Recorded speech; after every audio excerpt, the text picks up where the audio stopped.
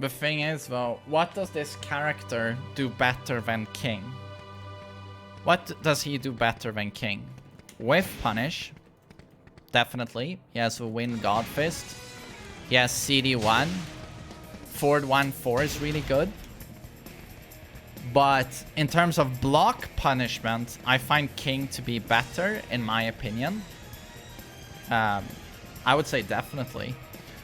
And then, so Armor King, you have a Whiff Punish. You have a Wave Dash to try and realign and apply some pressure. You have a proper down forward 1. That's good. It's a good down forward 1.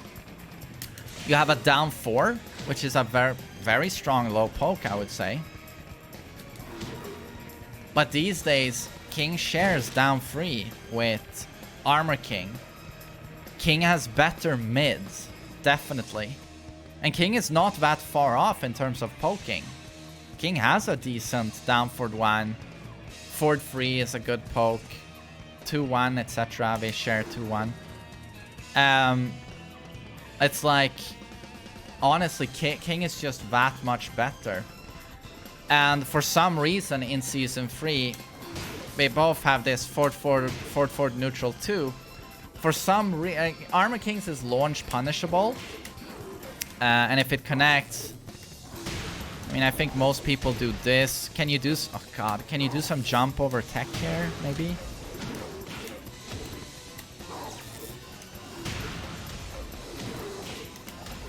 I can probably do something along those lines.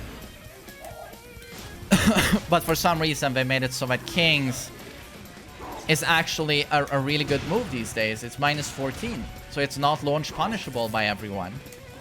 And on counter it, automatically does this for a big chunk of damage. It's like, I don't know why they did this.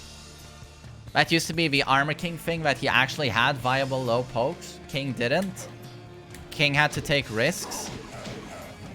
And then for some reason, they gave him this when he already had Armor King's down 3, which gives +1 and sets up Giant Swing or poke pressure with 2-1. So I don't know what they're doing here. And of course, you know, they both share forward 2-1. So I think the problem is they've had no idea how to balance King. And they just patch the holes in King's gameplay. Lil Majin is now utilizing a King that is way more all-round than King was ever meant to be. King was allowed to have a crazy strong throw game because he lacked in the poking and punishment area of the game, or the mids. But you know, then they patch those holes, and suddenly, you know, you're left with a monster character that can do pretty much everything. Oh, and the sidestep too. How do you even forget about this move? Or, you know, god, I can't do a key charge. The shove. That has been buffed beyond anything, any reason. It can't be seen as reasonable that it gives a free wall bounce. How this is guaranteed. Oh.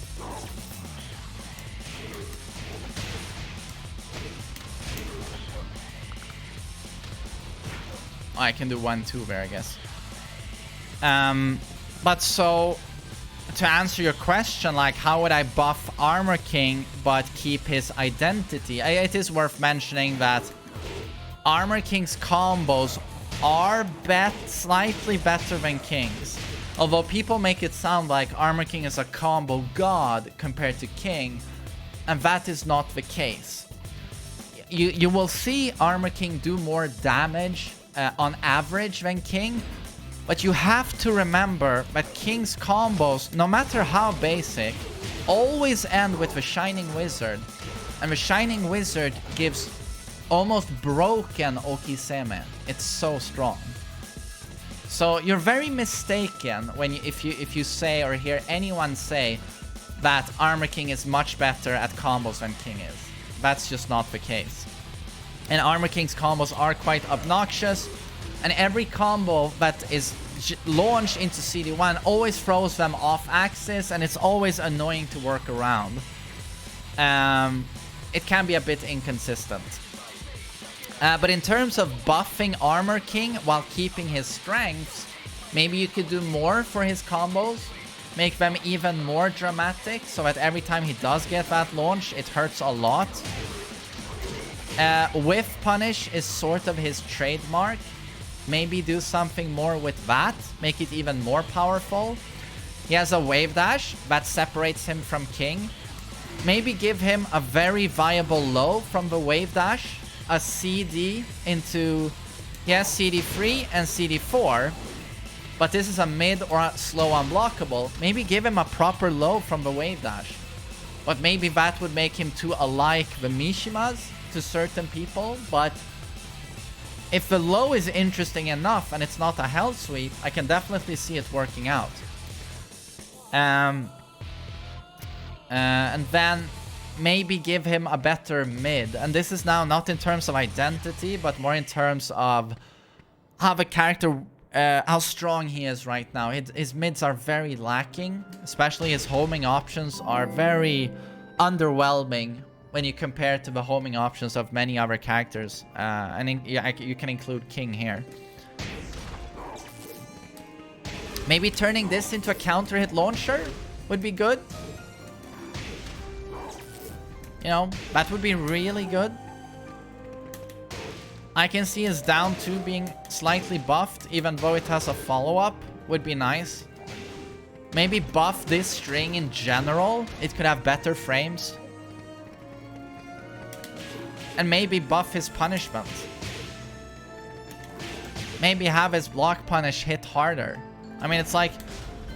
King's back 1 basically explodes your face into what? Plus 5? And what is this? Like, is this one plus 4? Okay, it is plus 6. That's really good, but the damage could be higher. The damage could be higher. Maybe buff his block punish. And give him a while standing launcher that actually works. This is the worst while standing launcher in the game, in my opinion. And then you have a hop kick that has the worst range in the game. Literally. Literally. So maybe do something with that.